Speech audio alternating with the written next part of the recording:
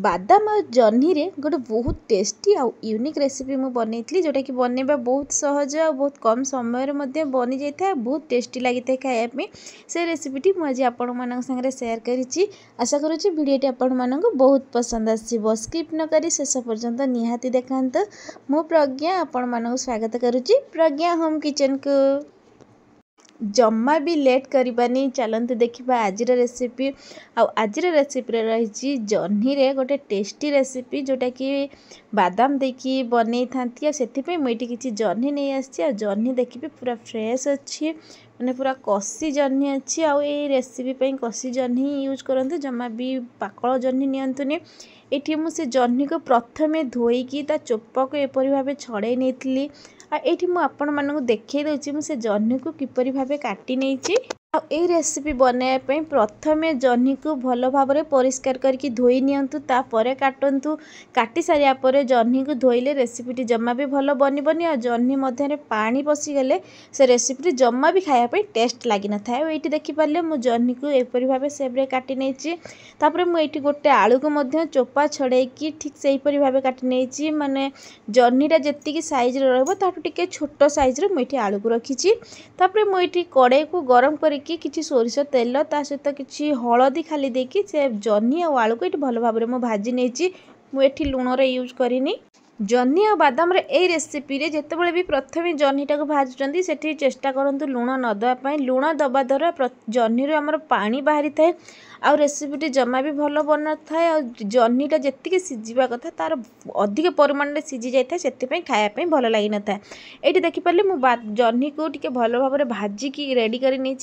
गोटे मु प्लेट को काढ़ी नेबी आईटी मुझे गोटे मसला प्रस्तुत कर जो मुझे किसी कंचा बादाम रखी सहित किसी जीरा रसुण जी कड़ा खायापी पसंद करते से अनुसार लंका नियंतु मुझे मसला प्रस्तुत कर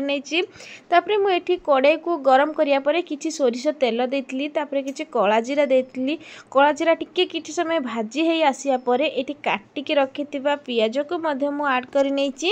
ये से पियाज को दबा पर किसी समय मुझे भल भाव में भाजी नहीं पियाज कलर आपण मैंने देखिपे कलर पूरा चेंज हो गला ये स्टेप रे आमे जो ग्राइंडिंग करके रखी बादाम को मुझे स्टेप रे से बादाम को देती और से बादाम को दबा पर किसी समय से बादाम को भल भाव में ये भाजी नहीं आगुरी तो जह्नी पोस्त खाई जह्नी पोस्त बनवाक जी सहज होता है खावाई से टेस्टी लगी था ठीक से ही भाव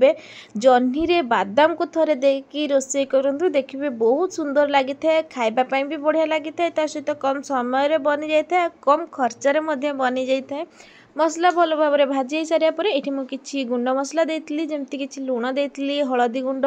काश्मीरी रेड चिली पाउडर से सबको देकी भल भाव में मुझे भाजी नहीं भल भाव में भाजी सारा पर आम जो ग्राइंडिंग करके रखी मसलाटी मसला बटा पानी मुझे किसी देती देखिपे मसला आमर भल भाव में ये कषि हो मसला भल भाव में कषि सारा पर छोट छोट काटिक रखी टमाटो को मुझे आड कर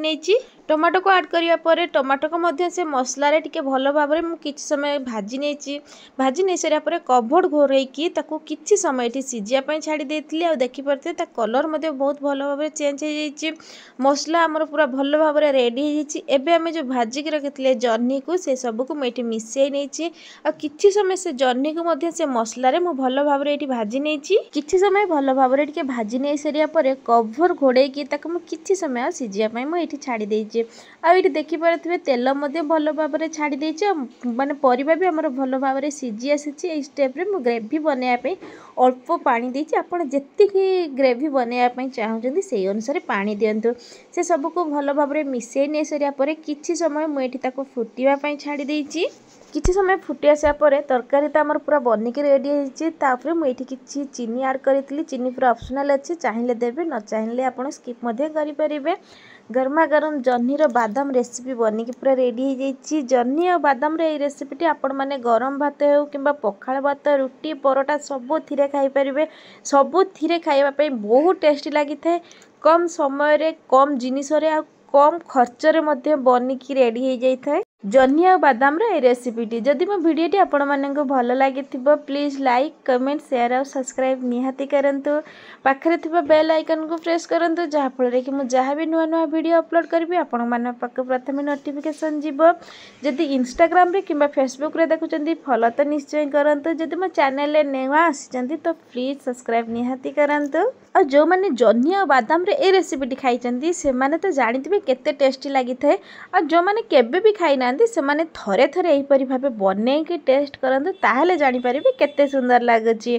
तो रहिली देखा आ गोटे नुआ वीडियो रे।